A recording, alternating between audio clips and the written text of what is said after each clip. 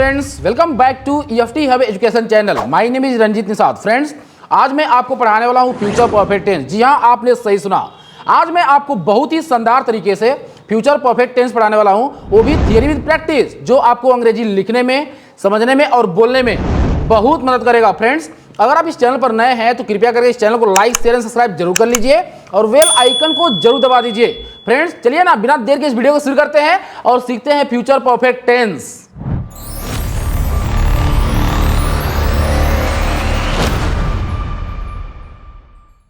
तो फ्रेंड्स, चलिए सीखते हैं फ्यूचर परफेक्ट टेंस। फ्रेंड्स, आप यहाँ स्क्रीन पर देख सकते हैं, दिया गया है फ्यूचर परफेक्ट टेंस। क्या दिया गया है? Future perfect tense. इसका जो पहचान है, इसका जो आईडी है, चुकेगा, चुकेगी, चुकेंगे, चुका होगा, चुकी होगी, चुके होंगे, आ होगा, ई होगी, ए होंगे। चुकेगा, चुकेगी, चुकेंगे, चुका होगा, चुकी होगी, चुके होंगे, आ होगा, ई होगी, ए होंगे।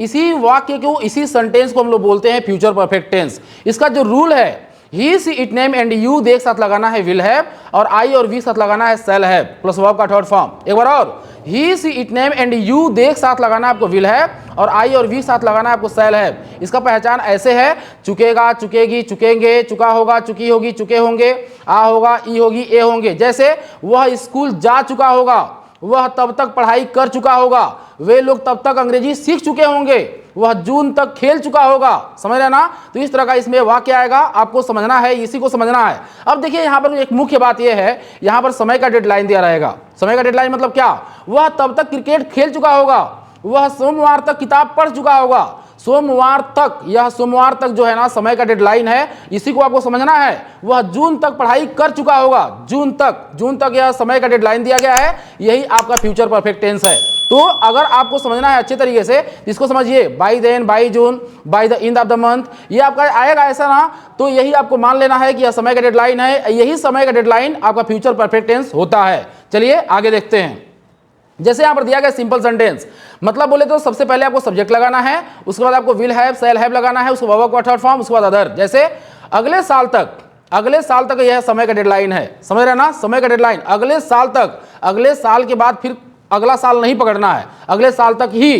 तो अगले साल तक वह कॉलेज से स्नातक हो चुकी होगी, अगले साल तक, उसके अगला साल जो होगा उसके बाद नहीं पढ़ेगी, मतलब स्नातक वहां तक हो चुका होगा। तो अगले साल तक वह कॉलेज से स्नातक हो चुकी होगी। By next year she will have graduated from college, she will have graduated from college. वे कल तक परियोजना समाप्त कर चुके होंगे।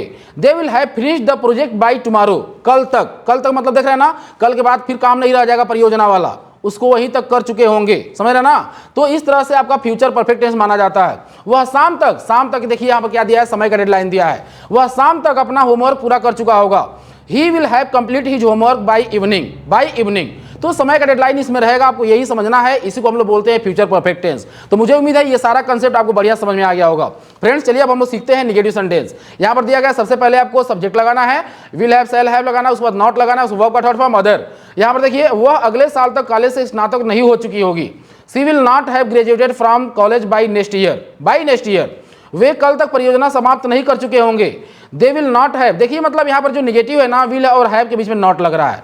आपको सेंटेंस बनाते समय ये ध्यान देना है कि विल और हैव के बीच में आपको नॉट लगाना है।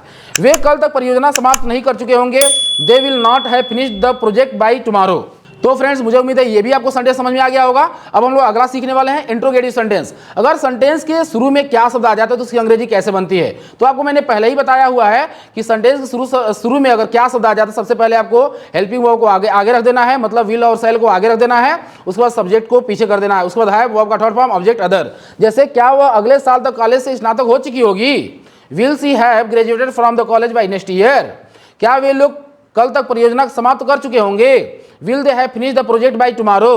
तो यही आपका फ्यूचर परफेक्ट टेंस है। इस चीज को फॉलो करिएगा, आपका सेंटेंस बन जाएगा। देखिए, इंट्रोगेटिव प्लस नेगेटिव, क्या और नहीं।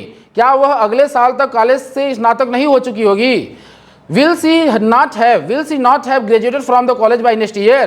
क्या वे लोग कल तक परियोजना समाप्त नहीं कर चुके होंगे। Will they not have finish the project by tomorrow. Will they not have finish the project by tomorrow. इस तरह से।